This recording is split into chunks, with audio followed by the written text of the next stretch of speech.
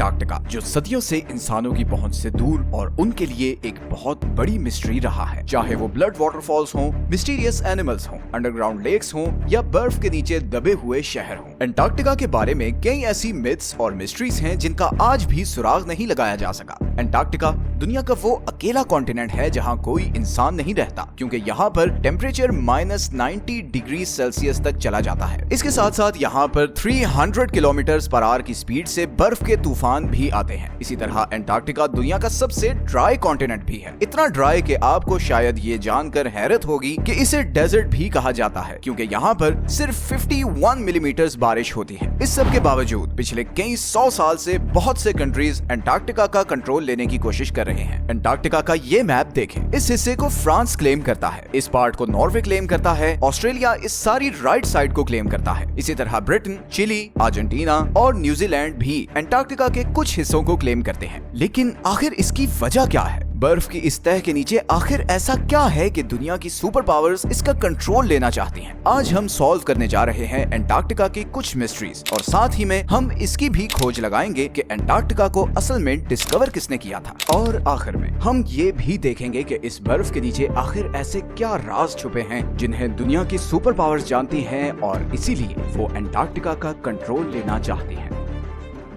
Antarctica किसने discover किया? Depends on who you are asking. Britishers कहते हैं कि अंटार्कटिका उन्होंने डिस्कवर किया था, जबकि रशियंस कहते हैं कि सबसे पहले उन्होंने यहाँ कदम रखा था। लेकिन अंटार्कटिका का जिक्र आज से कई हजार साल पहले ग्रीक फिलोसोफर एरिस्टोटल ने किया था, जब उसने कहा कि जमीन गोल है और नॉर्थ और साउथ पोल एक दूसरे के मिरर इमेजेस हैं। 2021 में रॉयल सोसाइटी ऑफ न्यूजीलैंड की एक स्टडी पब्लिश हुई, जिसमें यह कहा गया कि इधर ऑस्ट्रेलिया के पास पॉलिनेशियन आइलैंड्स पर रहने वाले माओरी लोग शायद पहले इंसान थे जो 7वीं सदी में अंटार्कटिका पहुंचे थे, क्योंकि उनकी पुरानी कहानियों में एक ऐसे बर्फीले कॉन्टिनेंट का जिक्र मिलता है जो जमीन की सदर्न साइड पर है। खैर, रिकॉर्डेड हिस्ट्री में ब्रिटिश ऑफिसर जेम्स कुक वो पहला यूरोपियन था जो अंटार्कटिक सर्कल क्रॉस करके इधर अंटार्कटिका के पास पहुंचा, लेकिन वो अभी अंटार्कटिका से 130 किलोमीटर दूर ही था कि उसने अपनी शिप वापस मोड़ ली, क्योंकि उसे अंटार्कटिका तो नजर नहीं आया, मगर पानी में तैरते हुए आइसबर्ग्स जरूर नजर आए, और समुद्र के तेवर ऐसे थे कि शिप को आगे लेकर जाना बहुत खतरनाक था। इसीलिए जेम्स कुक ने कहा था कि इस सदर्न कॉन्टिनेंट तक पहुंचना इतना खतरनाक है कि शायद ही कभी कोई इंसान यहाँ तक आए। कैप्टन कुक के बाद और भी बहुत से लोगों ने अंटार्कटिका डिस्कवर करने की कोशिश की, मगर वो कामयाब नहीं हो सके। फिर 19वीं सदी के आते ही इकोनॉमिक डोमिनेंस के लिए कंट्रीज के बीच एक कंपटीशन शुरू हो गया। दुनिया अब एक न्यू वर्ल्ड ऑर्डर की तरफ बढ़ रही थी। रिसोर्सेज और नए ट्रेड रूट्स डिस्कवर हो रहे थे, इंडस्ट्रीज लग रही थी। हर कंट्री आने वाली नई सदी में सुपर पावर बनना चाहता था, और इसीलिए एक्सप्लोरेशंस उरूज पर थी। ऐसे में 1819 में रशियन एम्पायर ने रशियन एक्सप्लोरर फेबियन वॉन बेलिंग्सहाउसन को ये टास्क दिया कि वो पूरी दुनिया के गिर्द चक्कर लगाए और नई कंट्रीज और कॉन्टिनेंट्स डिस्कवर करे। 1820 में फेबियन ने कैप्टन कुक की प्रेडिक्शन गलत साबित की और यहाँ सदर्न ओशन में पहुंचकर अंटार्कटिका को बहुत करीब से देखा। गो कि उसने अंटार्कटिका पर कदम नहीं रखा था, मगर उसे मॉडर्न हिस्ट्री का वो पहला इंसान कहा जाता है जिसने अंटार्कटिका को देखा था। फिर 1900 से 1920s के बीच बहुत से एक्सप्लोरर्स ने अंटार्कटिका का रुख किया। British explorer Robert Falcon Scott 1911 में अपनी टीम के साथ अंटार्कटिका पर उतरा और तकरीबन 400 माइल्स तक आगे गया, मगर फिर खराब मौसम और भूख की वजह से उसे वापस पलटना पड़ा। लेकिन वापसी का ये सफर बहुत ही भयानक साबित हुआ। स्कॉट और उसकी टीम सख्त सर्दी और बर्फानी तूफान में फंस गए और इन सब की मौत हो गई। फिर वर्ल्ड वॉर 1 के बाद बहुत सी कंट्रीज ने यहाँ अपनी टीम्स भेजी और इस कॉन्टिनेंट को क्लेम करने की कोशिश की। 1939 में हिटलर के कहने पर जर्मन एयरफोर्स ने यहाँ नाजी फ्लैग्स भी गिराए ताकि इस एरिया को नाजी जर्मनी के कंट्रोल में दिखा सके। वर्ल्ड वॉर 2 के बाद बहुत सी कंट्रीज ने यहाँ अपने रिसर्च स्टेशन सेटअप किए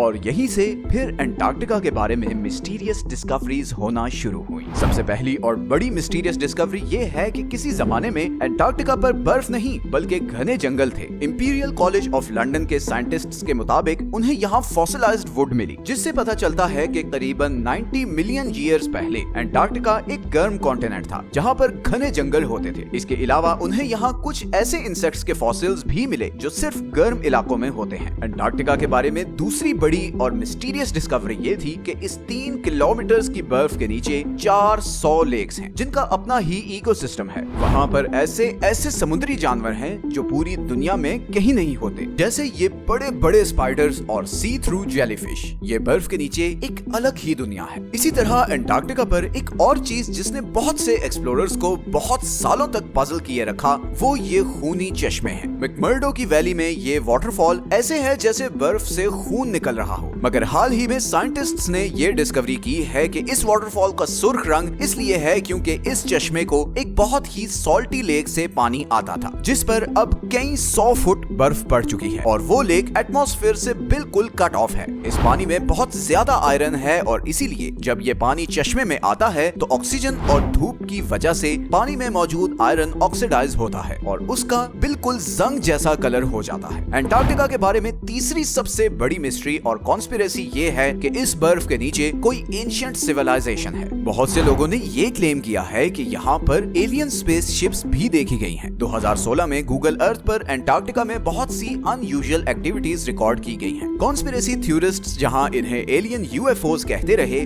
वहीं बहुत से पॉलिटिकल एक्सपर्ट्स के नजदीक ये अमेरिका और दूसरे कंट्रीज के सीक्रेट एयर ऑपरेशंस हैं जो वो एंटार्क्टिका में कर रहे हैं। और यहीं पर आता है एंटार्क्टिका का वो हिडन पॉलिटिकल फ्रंट जिससे बहुत कम लोग अवेयर हैं। जहां बाकी पूरी दुनिया दूसरे जियोपॉलिटिकल इश्यूज में उलझी हुई है, वहीं अमेरिका, चाइना और सोवियत यूनियन अग्रेसिवली एंटार्क्टिका पर एक्सपेडिशंस भेज रहे हैं। इनफैक्ट चाइना ने तो वहां अपने मल्टीपल रिसर्च स्टेशन सेटअप किए हैं। 1959 की एंटार्क्टिक ट्रीटी के मुताबिक कोई भी कंट्री एंटार्क्टिका में साइंटिफिक इन्वेस्टिगेशंस कर सकता है, बस उसे इन स्टडीज का रिजल्ट सब कंट्रीज के साथ शेयर करना होंगे। 1992 में यूएस जियोलॉजिकल डिपार्टमेंट के सर्वे में ये डिस्कवरी सामने आई कि एंटार्क्टिका में 500 बिलियन बैरल्स के नेचुरल गैस और ऑयल के रिजर्व्स हैं, लेकिन चाइना और ये दूसरे कंट्रीज इस ऑयल और गैस के लिए एंटार्क्टिका में इंटरेस्टेड नहीं है। बल्कि हाल ही में एंटार्क्टिका में बहुत ही बड़ी क्वांटिटी में नियोडिमियम, प्रेसियोडिमियम, टर्बियम और डिस्प्रोसियम जैसे रेयर अर्थ मिनरल्स के रिजर्व्स डिस्कवर हुए हैं। ये वो मिनरल्स हैं जो सारी इलेक्ट्रॉनिक डिवाइसेस में यूज होते हैं और क्योंकि दुनिया का फोकस अब ऑयल और गैस से हटकर